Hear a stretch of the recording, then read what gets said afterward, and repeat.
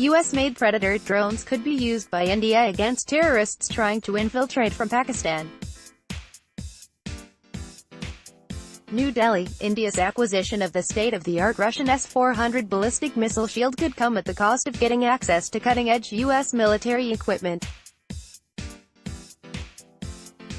In an exclusive interview to NDTV, William Thornberry, the chairman of the House Armed Services Committee, said, "The acquisition of this technology will limit, I am afraid, the degree with which the United States will feel comfortable in bringing additional technology into whatever country we are talking about." Mr. Thornberry, who oversees the Pentagon, all U.S. military services and the U.S. Department of Defense agencies, said the acquisition of the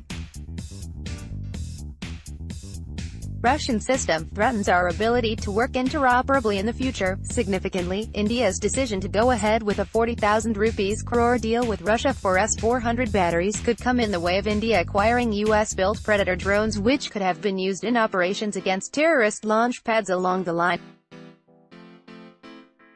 Last month, the Trump administration had cleared the export of armed, unmanned drones to close strategic partners such as India.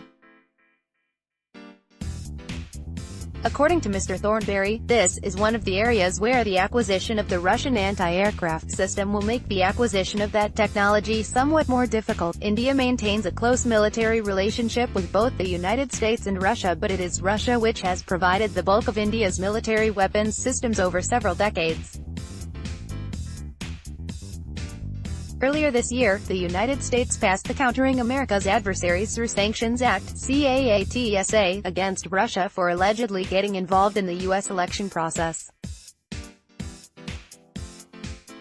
This means that the United States could technically place sanctions even on close partner nations such as India for acquiring Russian weaponry.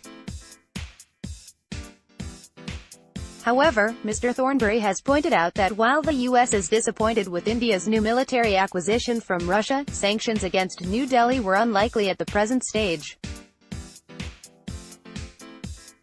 Neither will there be an India-specific exemption to CAATSA.